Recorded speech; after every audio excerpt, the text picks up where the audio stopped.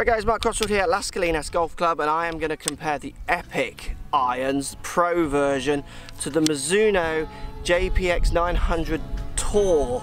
So two big players in that kind of Pro version, good looking iron, while at the same time trying to offer a little bit of help. Let's show you what they could do for your golf game. Let's get stuck in.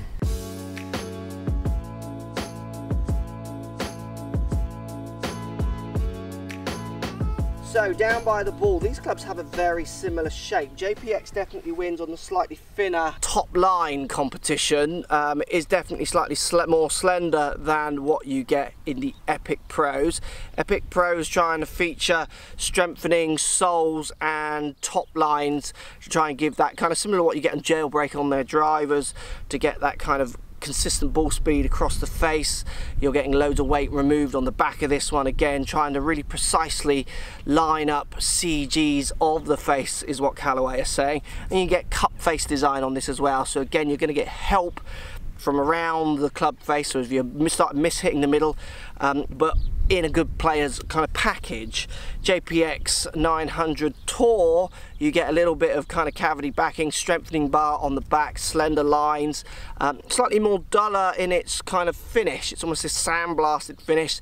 It's a forged head, which will give that kind of different audio as you strike it, which then interprets itself as feel. And I just think in this space, more people do think Mizuno maybe than Callaway, where Callaway they're often thinking more about kind of helpful irons. Let's hit them both and we'll show you some numbers on the quad as well. So if I hit the JPX 900 Tour to start me off, I do like the shape of this. It's not my favourite Mizuno shape, and it does make a gorgeous sound. It makes that kind of sound again you expect from Mizuno, then that leads you into that feel kind of conversation. It feels soft, it feels responsive, it feels like whatever I put in I'm going to get out. And I do love the way it sits down by the ball, kind of just framing up the ball with enough club face down there to feel like you could miss hit, but asking you to make some kind of quality of strike. Now if we compare how that feels to the Epic Pro iron, down by the ball it definitely looks what that kind of pro market wants, and I don't mean pro by players, I mean people who buy into that kind of better player looking club. But I think the Mizuno is going to dial into more people's imagination of what they want that to mean.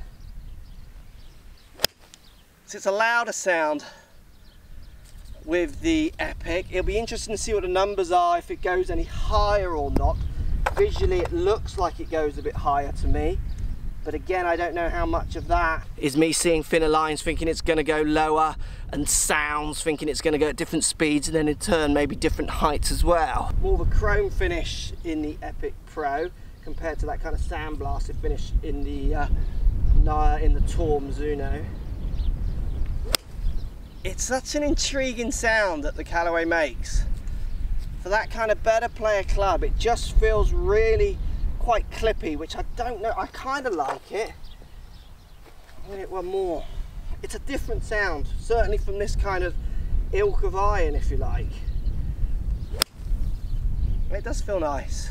For me, I would choose the Mizuno. I use that in irons. That would be my preference, and I would want to stick with it. Let's see if the dry ball data numbers throw up anything different. So 6 iron with the Epic Pro. So 176 carry spinning at 5.4. 162 with the Mizuno spinning at 6.9. Both 6 iron. 7,000 rev spin 6 iron with the Mizuno compared to 5.4 with the Epic. So you can really see the difference there. Ball speed 123 compared to 118. Very, very different in the numbers. Epic 6 feeling more like what my 5 iron kind of numbers would be. It's got kind of power in it, isn't it? It's got a bit of strength in it through, you know, lower spin, maybe different lofts, launching at 14, launching at 15 with the JPX, topping height at 28 though, and topping height at 28 with the JPX as well. So both of those irons topping at the same height, basically launching a little higher than Mizuno and spinning more. Now that's not a bad thing always with irons. I want the ball to stop the other end as well, which again for me, which is why I wouldn't really buy into the power side of the Epic Pros, but I think anyone who wants to push their irons the distance, push them on a bit more, maybe that would be a preference for them. So maybe post comments down below. I'd love to hear what you got to say. For me, I think the Mizuno just does it. I like the looks, I like the slenderness. In my pro version iron, I want it to be good looking. I want it to be slender. I like forged feelings. I like soft and controlled shots in this kind of design of iron. That doesn't mean I couldn't game the epic pro irons. I absolutely could, and I'm quite intrigued by that sound. And over a year, how much would it actually help me, that extra distance with the different numbers stamped on the bottom, obviously all built around loss? Well, I don't think it's much, but for some golfers it might really play into their confidence. They both feel good. Go on, hit that comment section up down below. Let me know which one would you choose and why.